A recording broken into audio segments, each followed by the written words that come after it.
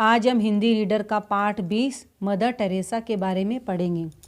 Mother Teresa के बारे में आप कुछ कुछ तो जानते ही हो। दीन दुखियों की सेवा करने वाली देवी के नाम से इनको जाना जाता है।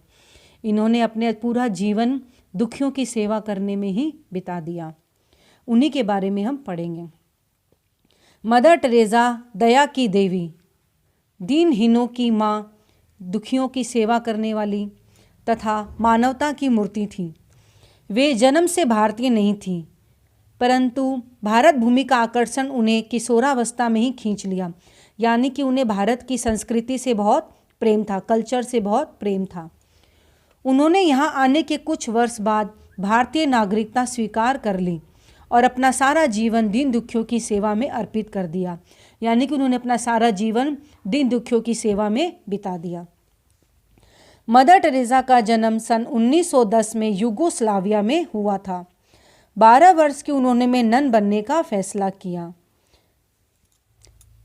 18 वर्ष की आयु में कलकत्ता आकर मिशनरी में शामिल हो गई। 18 वर्ष की आयु में ये कलकत्ता आकर मिशनरी में आकर उन्होंने लोगों की सेवा करना स्टार्ट कर दिया।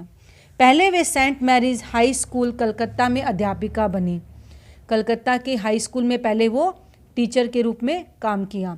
बाद में उसी स्कूल में प्रधानाचार्य हुई, लेकिन उनका मन कहीं और था। कलकत्ता के झोपड़पट्टी में रहने वाले लोगों की पीड़ा और दर्द ने उन्हें बेचैन कर दिया। यानी कि बस उनके दिमाग में गरीबों की सेवा करने का ही रहता था।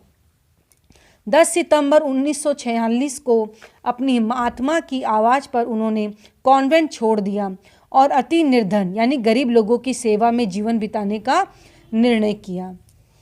कलकत्ता की गलियों में घूमकर उन्होंने दया और प्रेम का मिशन प्रारंभ किया। उनका मिशन यही था, उनका लक्ष्य यही था कि बस लोगों के मन में दया और प्रेम की भावना ही रखना और लोगों की सेवा करना। वे कमज़ोर, त्यागे हुए और मरते हुए लोगों को सहारा देती थी। जो भी कमज़ोर है, दीन दुखी है, उनकी मदद करना उन्हें बहुत अच्छा लगता था। उन्होंने ज़मीन के एक छोटे टुकड़े पर धर्मशाला स्थापित की।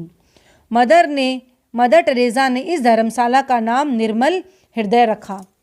इस छोटी सी शुरुआत के बाद उन्होंने जो प्रगति की वह अपने आप में महत्वपूर्ण है। उसके बाद वो कुछ न कुछ गरीबों के लिए बनाती रही, जैसे कि स्कूल, डिस्पेंसरीज, दवाखाना, अनाथालय, बहुत से ऐसे घर बनाए जहाँ पे गरीब लोगों की मदद की जा सके। मदर टेरेसा द्वारा की गई सेवाओं के लिए भारत सरकार ने उन्हें देश का सर्वोच्च सम्मान भारत रत्न प्रदान किया। उन्होंने देश की सेवा की, इसलिए भारत सरकार ने उन्हें भारत रत्न की पदवी से विभूषित किया। उन्हें विश्व के सर्वोच्च पुरस्कार नोबेल पुरस्कार से भी पुरस्कृत किया गया। यह पुरस्कार उन्हें शांति के लिए किए गए, यानी कि विश्व में शांति बनाए रखने के लिए उन्होंने बहुत कोशिश की। इसी योगदान हेतु उन्हें यह नोबेल पुरस्कार भी दिया गया। 5 सितंबर 1997 को दया की यह देवी संसार को छोड़कर चली गई।